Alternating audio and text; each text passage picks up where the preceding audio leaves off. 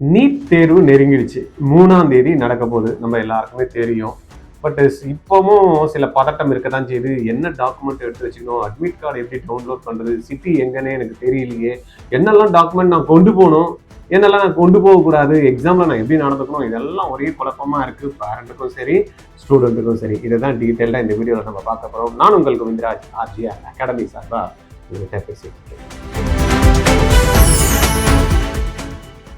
ஆர்ஜிஆர்ல NEET class படிச்சீங்கன்னா government quota சீட்டு உறுதிங்க. இல்லைன்னா நீங்க கட்டக்கூடிய ஃபீஸ் ரீஃபண்ட் பண்றோம். எப்படின்னு பாக்குறீங்களா? 20 ஸ்டூடெண்ட் தாங்க ஒரு பேட்சுக்கு. 16 மென்டர்ஸ் வந்து 20 ஸ்டூடெண்ட்டுக்கு சப்போர்ட் பண்ண போறாங்க. 6 மணில இருந்து நைட்டு 10:30 வரைக்கும் இந்த கிளாஸஸ் போகும். இதுல நீங்க ஒருத்தரா இருக்க போறீங்களா? Join RGR academy. ரைட்டா, வீடியோக்கு போலாமா? தயவு செய்து ஒரு 15 நிமிஷம் நீங்க பொறுமையா இந்த வீடியோவை கம்பல்சரி பார்த்து தான் ஆகணும். யாரெல்லாம் நீட்டு தேர்வு 3ஆம் தேதி எழுத போறீங்களோ. ஏன்னா இவ்வளோ நாள் நீங்கள் ப்ரிப்பேர் பண்ணுறது ரொம்ப முக்கியம் இல்லை. எக்ஸாம் அன்னைக்கு நீங்கள் போய் அங்கே கரெக்டான டைமுக்கோ இல்லைன்னா அந்த ப்ரெசன்ட் பண்ணுறதுக்கோ இல்லைன்னா அங்கே இருக்கக்கூடிய இன்விஜிலேட்டர் சொல்கிறக்கூடிய சில விஷயங்களை ஃபாலோ பண்ணுறதுக்கோ நீங்கள் பக்காவாக தெரிஞ்சு வச்சுக்கணும். போகிறப்ப என்னெல்லாம் எடுத்துக்கிட்டு போகணும் அப்படின்றத நம்ம வந்து மெயினாக பார்க்கணும். ஓகே, ஃபைனல் நம்ம வந்து வந்துட்டோம்.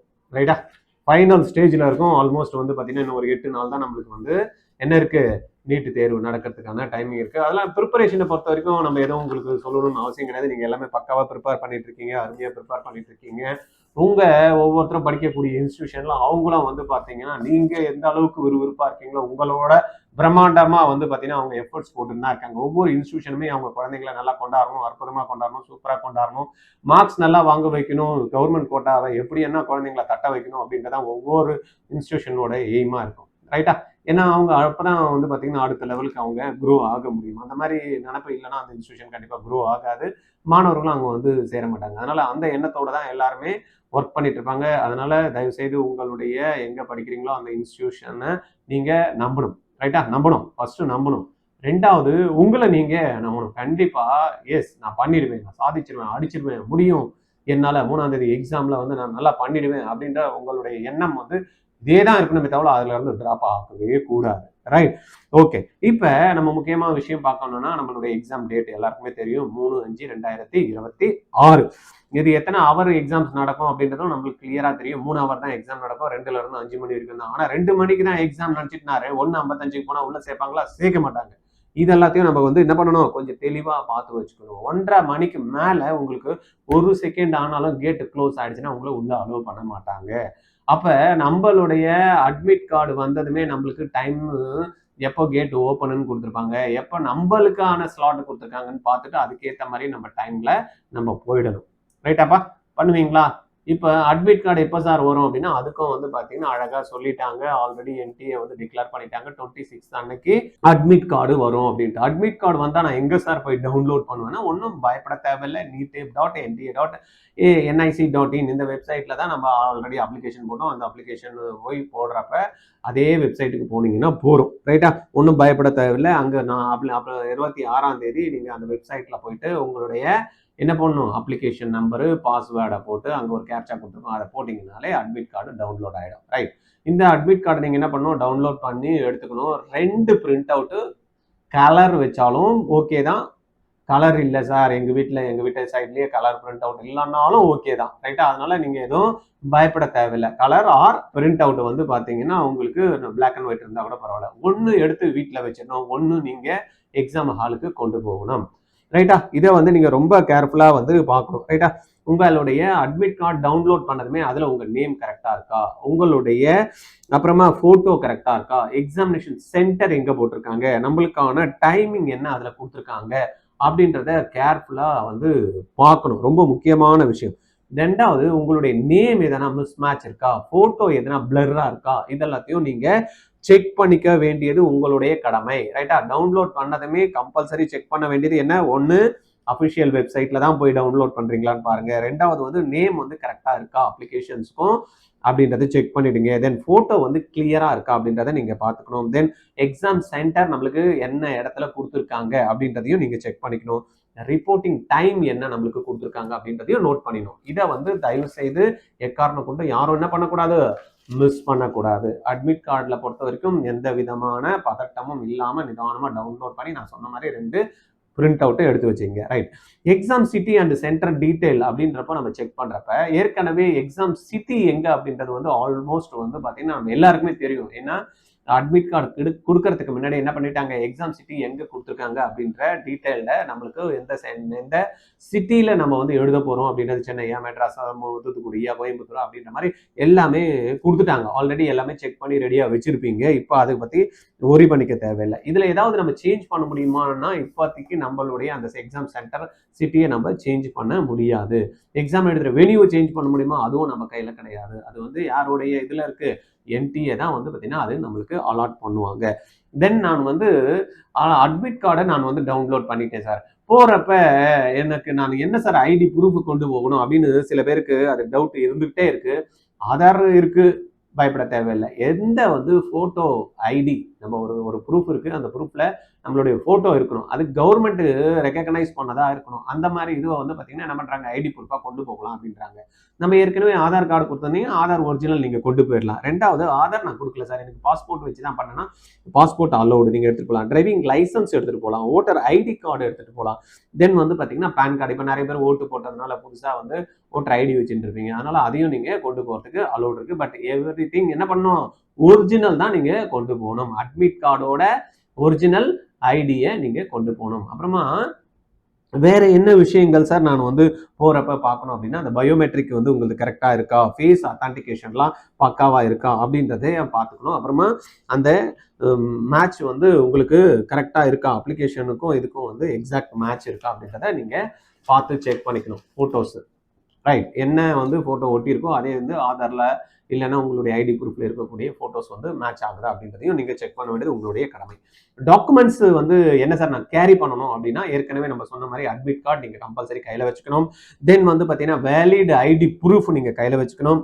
அப்புறம் 2 பாஸ்போர்ட் சைஸ் போட்டோகிராஃபும் நீங்க கையில வச்சுக்கணும். ஒன்று நீங்க டவுன்லோட் பண்ண அட்மிட் கார்டில் ஒட்டுறதுக்கும், இன்னொன்று வந்து பார்த்தீங்கன்னா அட்டண்டன்ஸ் ஷீட்ல நம்மளுக்கு ஒட்டுறதுக்கும் நம்மளுக்கு வேணும். அப்புறமா வேற என்ன சார் நான் வந்து அட்மிட் கார்டில் வந்து பண்ணணும் அப்படின்னா, அட்மிட் கார்டில் ஒரு தம்ப் இம்ப்ரெஷன் வந்து லெஃப்ட் தம்ப் இம்ப்ரெஷன் நம்ம போகிறதுக்கு முன்னாடியே வைக்கணும் அப்படின்னு கொடுத்துருக்காங்க. அதுக்கப்புறமா ஒரு invigilator signature at the time of invigilator in front of invigilator கொடுத்துருக்காங்க. அதையும் நீங்க இன்விஜிலேட்டருக்கு முன்னாடி பண்ணா போகிறோம்.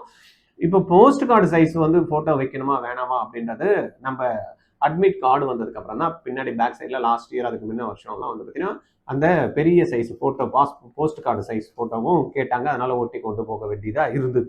இந்த வருஷம் கொடுக்குறாங்களான்றதை பார்த்துங்க, கொடுப்பாங்க அப்படின்றதான் நான் நினைக்கிறேன். தென் ட்ரெஸ் கோடு பொறுத்த வரைக்கும் என்ன சார் நான் பண்ணணும் அப்படின்னா, சிம்பிள் லைட்டு ட்ரெஸ்ஸு, கேஷுவல் ட்ரெஸ்ஸை நம்ம போட்டு போகலாம். என்னன்னா மேக்சிமம் இந்த பட்டன்ஸ் வந்து என்னவா இருக்கக்கூடாது, மெட்டல் பட்டன்ஸாக இருக்கக்கூடாது. தென் பெல்ட் போட்டுட்டு போகலாமான்னு, அந்த பெல்ட்டில் வந்து பார்த்தீங்கன்னா அந்த பக்கிள்ஸ் இருக்கு இல்லையா, அது வந்து மெட்டலாக இருக்கக்கூடாது. அப்போ இதுலேருந்து என்ன தெரிஞ்சுக்கணும் அப்படின்னா, நம்ம ஹெட்டில் இருந்து கால் வரைக்கும் இருக்கக்கூடிய பாகத்தில் எந்த விதமான மெட்டல் சம்பந்தமான ஐட்டம்ஸை நம்ம போட்டுட்டு போகக்கூடாது அப்படின்றத நம்ம தெரிஞ்சுக்கிறோம். அப்போ வாட்ச் கொண்டு போகலாமா, வாட்ச் மெட்டல் இருக்குது அப்போ கொண்டு போகலாமா, வாட்ச் நாட் அலவுடு. ரைட்டா? அப்போ எலக்ட்ரானிக் டிவைஸ் எதனா எடுத்துகிட்டு போகலாமா, அதுவும் எடுத்துகிட்டு போகக்கூடாது. அப்போ இது எல்லாத்தையும் நம்ம என்ன பண்ணணும், கொஞ்சம் ஸ்ட்ரிக்டாக நம்ம வந்து பார்த்துக்கணும். ட்ரெஸ்ஸை பொறுத்த வரைக்கும் ஆஃப் ஸ்லீவ் வந்து பெஸ்ட்டு. ரைட்டா? டிஷர்ட் போடலாமா, தாராளமாக போட்டு போகலாம் சார்.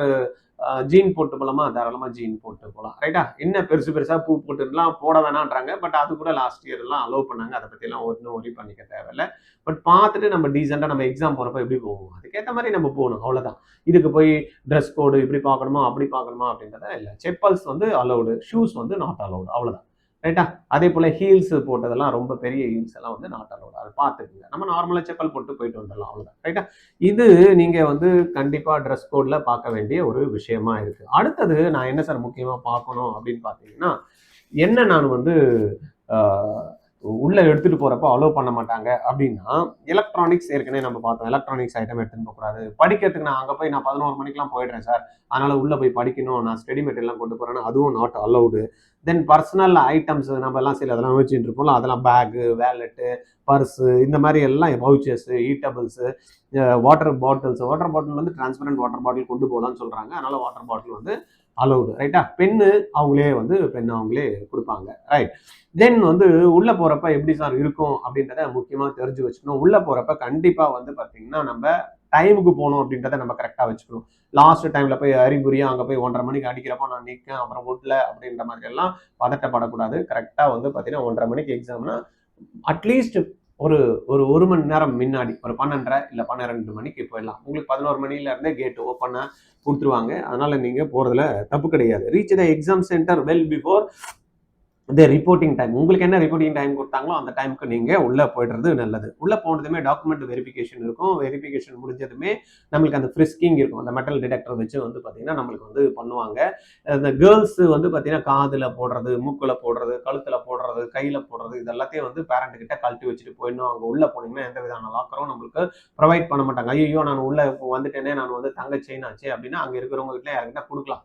ஆனால் திருப்பி கொடுப்பாங்களா அப்படின்னு தான் தெரியாது. அதனால நம்ம எதுக்கு தேவையில்லாமல் ரிஸ்க் எடுத்துப்பாங்க.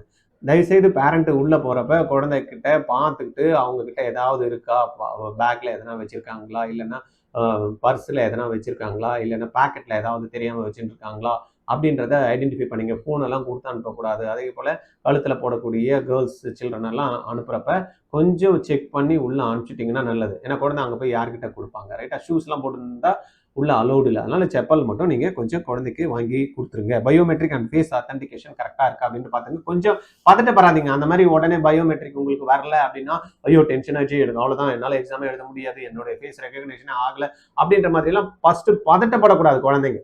அப்படி ஆனா என்ன 5 நிமிஷம் ஆகும், பரவாயில்ல, ரைட்டா? ரொம்ப பதட்டப்படாதீங்க, பயப்படாதீங்க, டென்ஷன் ஆகாதீங்க, ரிலாக்ஸ்டா இருங்க. ரிலாக்ஸ்டா இருக்கு, எனக்கு சரியாயிடும் அப்படின்ற மனப்பான்மை தான் இருக்கணுமே தவிர ஐயோ எனக்கு போயிடுச்சு அப்படின்னா போயிடும், ரைட்டா? இந்த சிந்தனை மட்டும் நீங்க அந்த இடத்துல வச்சுக்க கூடாது. பதட்டப்படக்கூடாது. இது எல்லாத்தையும் எக்ஸ்பெக்ட் பண்ணி தான் போகணும்.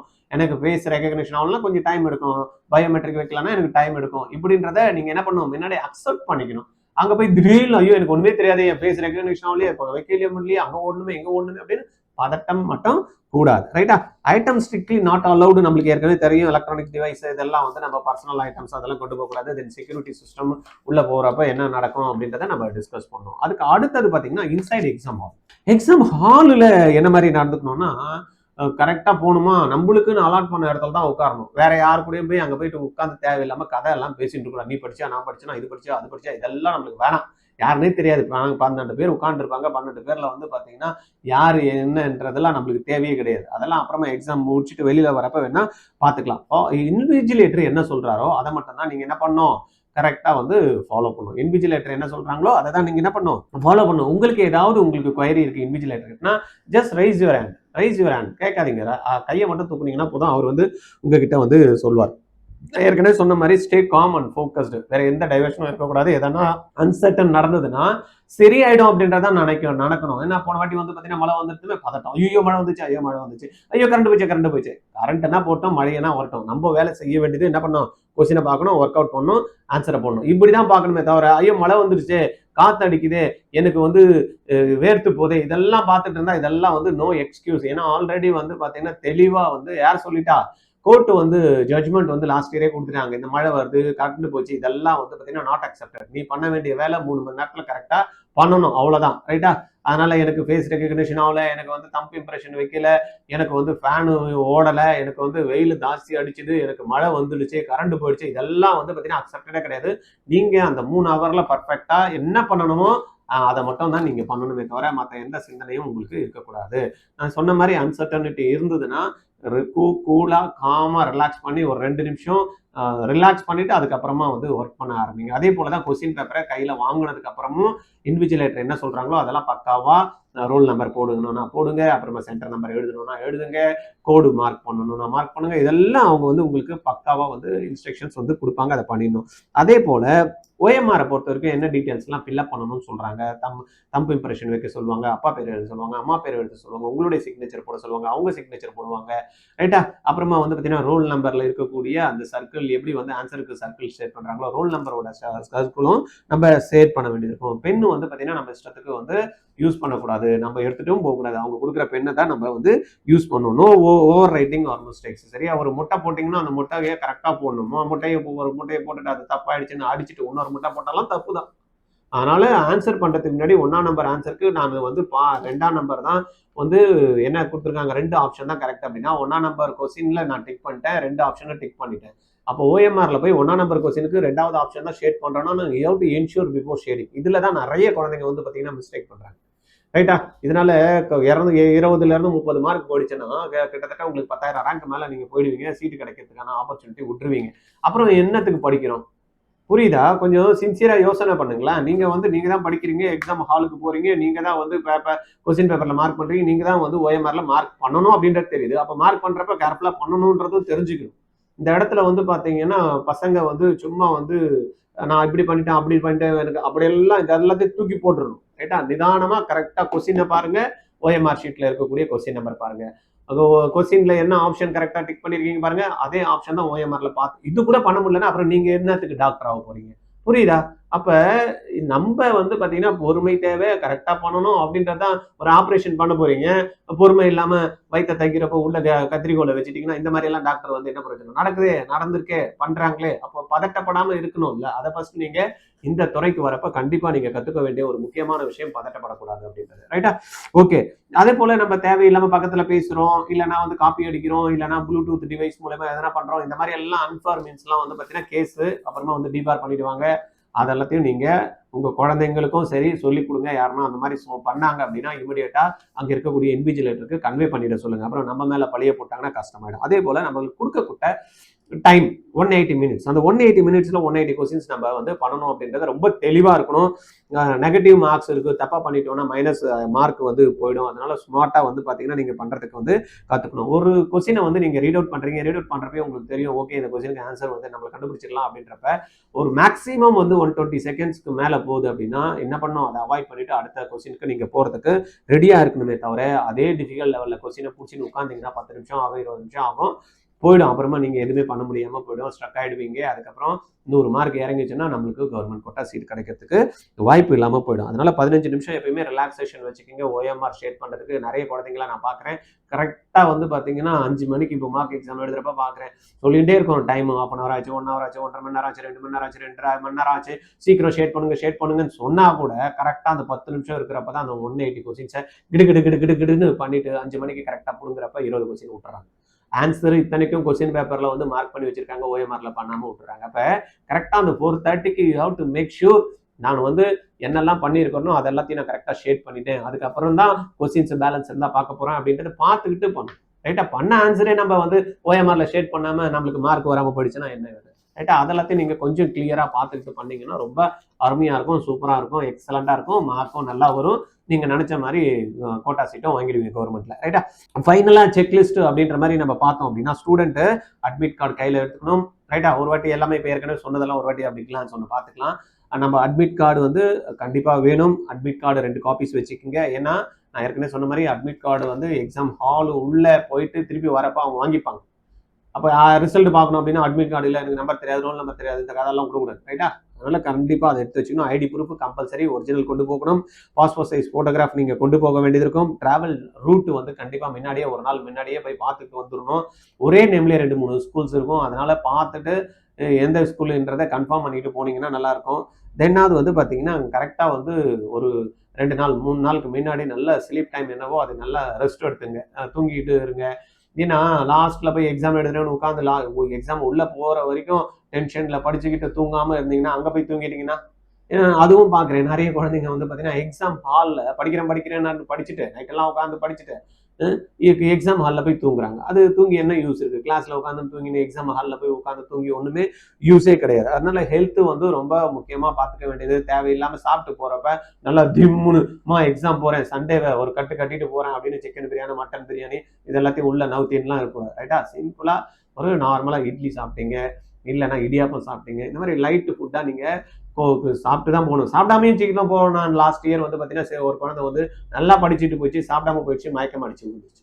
ஐயோ எனக்கு வேண்டாம் நான் வந்து சாப்பிட்டுக்கிறேன்னு சொல்லிட்டு போச்சு. ஆனால் பாதி எக்ஸாம் எழுதுறப்பயே மயக்கம் வந்து தள்ளிடுச்சு. அதே போல டீஹைட்ரேட் ஆகிடும். ஏன்னா வெயில் காலம் இது, நிறைய வாட்டர் வந்து பார்த்தீங்கன்னா கன்சியூம் பண்ணணும். வாட்டர் கன்சியூம் பண்ணணும் அப்படின்னு நிறைய குடிச்சிட்டு அப்புறம் பயோ பிரேக் போகணும் அப்படின்னா அங்கே அப்பப்போ போயிட்டு இருந்தீங்கன்னா கொஸ்டின் மிஸ் பண்ணிடுவோம். அதையும் நீங்க பார்த்து பண்ணிக்கணும். என்னென்ன டைம்ல எப்படி பண்ணணுமோ அதெல்லாத்தையும் ப்ராப்பரா வந்து பண்ணிக்கணும். அதே போல பேரண்ட்ஸ் வந்து பார்த்தீங்கன்னா குழந்தைங்களை காமா ஸ்ட்ரெஸ் ஃப்ரீயா உள்ள அனுப்பணும். டென்ஷன் பண்ணக்கூடாது. ஐயோ இப்படி எழுது அப்படி எழுது, இது பண்ணிக்கோ அதை பண்ணிக்கோ, அதெல்லாம் லாஸ்ட்ல சொல்லவே சொல்லாதீங்க. நல்லா பண்ணுமா உன்னால முடியும், அவ்வளவுதான், முடிஞ்சு போச்சு. உங்கள் குழந்தைக்கு முடிஞ்ச வரைக்கும் தூங்கலையா அவங்கள கொஞ்சம் தூங்க விடுங்க, ரிலாக்ஸ் பண்ண சொல்லுங்க, ரைட்டா? அப்புறமா சாப்பிட்றதுக்கு சாப்பிடாம போனாங்கன்னா சாப்பாடு கண்டிப்பாக சாப்பிடணும், ஒரு ஊட்டியனா விடுங்க குழந்தைக்கு, சரிங்களா? அதே போல் இப்போ லாஸ்ட் டைம் அந்த ப்ரெஷர்லாம் கொடுக்கக்கூடாது, கான்ஃபிடன்ஸ் மட்டும் தான் கொடுத்தாங்க. உன்னால் முடியும், நீ பண்ணு, ஏற்கனவே நல்லா படிச்சிருக்கேன், உனக்கு தெரிஞ்ச கொஸ்டின்ஸ் தான் வரும், உனக்கு வந்து நல்ல மார்க் ஸ்கோர் பண்ண முடியும், தைரியமாக எழுது, அப்பா அம்மா இருக்கோம், நான் எது நடந்தாலும் பரவாயில்ல நம்ம பார்த்துக்கலாம் அப்படின்ற ஒரு தைரியத்தை வந்து கொடுத்து அனுப்பணும். உன்னால் முடியும், நீ படிச்சிருக்க, பண்ணுவேன் அப்படின்றத நீங்கள் சொல்லி அனுப்பணும். தென் வந்து பார்த்தீங்கன்னா நம்மளுக்கு வந்து பாசிட்டிவாக வந்து பார்த்தீங்கன்னா காம் எனர்ஜி வந்து அங்கே இருக்கணும் அப்படின்றத குழந்தைங்களுக்கு சொல்லி அனுப்பணும். பதட்டப்படக்கூடாது அப்படின்றது அது ஏற்கனவே நம்ம நிறைய வாட்டி சொல்லியாச்சு, பார்த்துக்கோங்க. ஃபைனல் மெசேஜ் அப்படின்ற மாதிரி நம்ம எடுத்துக்கிட்டோம் அப்படின்னா இந்த வீடியோவில் நம்ம சொல்ல வேண்டிய விஷயம் என்னென்னா, குழந்தைங்க பொறுத்த வரைக்கும் அவங்கள நம்பித்தான் ஆகணும். தென் வந்து பார்த்தீங்கன்னா ஸ்மார்ட்டாக ஒர்க் பண்ண ஆகணும். மூமெண்ட் வந்து உங்களுடைய லைஃப்பையே சேஞ்ச் பண்ணக்கூடிய அந்த 3 ஹவர்ஸை நீங்கள் ப்ராப்பராக யூஸ் பண்ணி தான் ஆகணும். பண்ணலாமா? இது கஷ்டமா? ஏற்கனவே படிக்கிறதையே படிச்சுட்டோம், இவ்வளோ பண்ணிட்டோம், இதை பண்ணிட மாட்டோமா அப்படின்றத பார்த்துட்டு கரெக்டாக பண்ணுங்க. இதில் இந்த வருஷம்லாம் நான் பண்ணேன் சார், இருந்தாலும் எனக்கு ஒரு கிளாரிட்டி இல்லாமல் தான் இருக்குது, நான் என்ன பண்ணுறதே தெரியல, மார்க் எனக்கு வருமானே தெரியல அப்படின்னா நீங்கள் ஏன் கவலைப்படுறீங்க? ஆர்ஜிஆர் அகாடமியில் ஸ்பெஷல் ரிப்பீட்டர்ஸ் பேட்ச் வச்சுருக்கோம் இல்லையா? 2027க்கு 5ல் 3ஆம் தேதி எக்ஸாம் எடுத்துகிறோம். ஈவினிங் பார்க்குறீங்க, கம்ஃபர்டபுளாக இல்லை, 200 தான் வருது, 300 தான் வருது, 400 தான் வருது, நம்மளுக்கு வந்து கவர்மெண்ட் கோட்டா சீட் கிடைக்காது அப்படின்ற மாதிரி உங்களுக்கு தெரிஞ்சு போச்சுன்னா உடனே ஆர்ஜிஆருக்கு ஃபோன் அடிங்க. 8695186953. 5ஆம் தேதியில நம்ம கிளாஸ் ஸ்டார்ட் பண்ணுறோம். 12 மாதம் உங்களுக்கு கம்ப்ளீட் ட்ரைனிங், நூக் அண்ட் கார்னரில் என்னெல்லாம் நீங்கள் தெரிஞ்சு வச்சுக்கணுமோ அதெல்லாத்தையும் சொல்லி கொடுத்து எங்கெல்லாம் ப்ராக்டிஸ் பண்ண வைக்கணுமோ அதெல்லாம் ப்ராக்டிஸ் பண்ண வச்சு உங்களை கவர்மெண்ட் கோட்டாக்கு தயார் பண்ணுறதுக்கு நம்ம டீம் வந்து ரெடி ஆகிட்டாங்க. 20 ஸ்டூடெண்ட் தான் பேட்ச். உங்களுக்கு கமிட்மெண்ட் வந்து நம்மளுக்கு என்னன்னா, உங்களுடைய கவர்மெண்ட் கோட்டா சீட் எடுக்கிறதுக்கு நாங்கள் உங்களுக்கு முழுதாக வந்து பார்த்தீங்கன்னா நம்ம டீம் வந்து ஹெல்ப் பண்ணுவாங்க. அந்த மாதிரி நடக்காத பட்சத்தில் உங்களுடைய டியூஷன் ஃபீஸை நம்ம ரீஃபண்ட் பண்ணுறோம் அப்படின்ற மாதிரி நாங்கள் வந்து அந்த கமிட்மெண்ட் வந்து கொடுக்குறோம். பாருங்க, உங்களுக்கு வந்து ரொம்ப தோதாக இருக்கும், இந்த ப்ரோக்ராம் வந்து ஹெல்ப்ஃபுல்லாக இருக்கும். ஏன்னா இண்டிவிஜுவல் அட்டென்ஷன் கிடைக்கும். 20 ஸ்டூடெண்ட் தான் பேட்சில் அப்படின்றதுனால உங்களுக்கு படிக்க வைக்கிறதுக்கு ஒரு டீச்சர் இருப்பாங்க, சொல்லிக் கொடுக்கறதுக்கு ஒரு டீச்சர் இருப்பாங்க, டவுட் கிளியர் பண்ணுறதுக்கு ஒரு டீச்சர் இருப்பாங்க. கிட்டத்தட்ட ஒரு 12 டீச்சர்ஸும் ஒரு 4 மென்டர்ஸும் பர்சனல் மென்டர்ஸ் இருப்பாங்க. அது இல்லாமல் ஒரு 4 ஆஃபீஸ் ஸ்டாஃப், கிட்டத்தட்ட 20 பேருக்கு 1:1 ரேஷியோவில் உங்களுக்கு வந்து பார்த்தீங்கன்னா ஹெல்ப் பண்ணுறதுக்கு நாங்கள் ரெடியாக இருக்கோம். அது இல்லாமல் காலையில் ப்ரேயர், அப்புறமா மோட்டிவேஷன் செஷன், நைட்டு தூங்குறப்ப ஸ்ட்ரெஸ் ஃப்ரீ பண்ணுறதுக்கு வந்து பார்த்தீங்கன்னா ஒரு ஸ்ட்ரெஸ் பஸ்டர் அப்படின்ற மாதிரி ஒரு மோட்டிவேஷன் செஷன், இதெல்லாத்தையும் பண்ணி ரொம்ப தெளிவாகவும் சந்தோஷமாகவும் ஹாப்பியாகவும் படிச்சுக்கிட்டு 2027 சீட்டு வாங்குறதுக்கு நீங்கள் ரெடியாக இருந்தீங்கன்னா ஆர்ஜிஆர் அகாடமி டீமும் ரெடியாக இருக்குது. இமீடியட்டாக கால் பண்ணுங்கள். 8695186953. எங்கிட்ட பேசணும்னு நினைக்கிறீங்களா? தாராளமாக கால் பண்ணுங்கள். 9176552221. Okay, thank you. அடுத்த வீடியோவில் பார்க்கலாம். ஆர்ஜிஆர்ல நீட் கிளாஸ் படிச்சீங்கன்னா கவர்மெண்ட் கோட்டா சீட்டு உறுதிங்க. இல்லைன்னா நீங்க கட்டக்கூடிய ஃபீஸ் ரீஃபண்ட் பண்றோம். எப்படின்னு பாக்குறீங்களா? 20 ஸ்டூடெண்ட் தாங்க ஒரு பேட்சுக்கு. 16 மென்டர்ஸ் வந்து 20 ஸ்டூடெண்ட்டுக்கு சப்போர்ட் பண்ண போறாங்க. 6 மணில இருந்து நைட்டு 10:30 வரைக்கும் இந்த கிளாஸஸ் போகும். இதுல நீங்க ஒருத்தரா இருக்க போறீங்களா? Join RGR academy. 12th முடிக்கிறப்பயே நீட் ஜேஇ கிராக் பண்ணணும்னு நினைக்கிறீங்களா? Join RGR academy. எப்படின்னு பாக்குறீங்களா? ஸ்கூல் போயிட்டு ஈவினிங்ல கிடைக்கிற டைம், சண்டே கிடைக்கிற டைம் நீங்க இன்வெஸ்ட் பண்ணீங்க அப்படின்னா உங்களுடைய பிசிக்ஸ், கெமிஸ்ட்ரி, மேக்ஸ், பயாலஜி 4 சப்ஜெக்டையும் கத்துக்கிட்டு நீட்டையும் ஜேஇயும் அழகா கிராக் பண்ணலாம். கான்செப்ட் கிளாரிட்டி கிடைக்கும், அப்ளிகேஷன் ஸ்கில்ல டெவலப் பண்ணிக்கலாம், ப்ராப்ளம் சால்வ் பண்ற எபிலிட்டி வரும். இது மூலமா உங்களுக்கு நாலேஜ் கிடைச்சு அதை அழகா எக்ஸாம் பேட்டர்ன்ல ட்ரைனிங்கும் கொடுத்து டெஸ்ட்டும் கண்டக்ட் பண்ணி +2 முடிக்கிறப்பயே கிராக் பண்ண வைக்கிறோங்க. ஆர்ஜிஆர்ல ஜாயின் பண்ணுங்க. கால் 8695186953.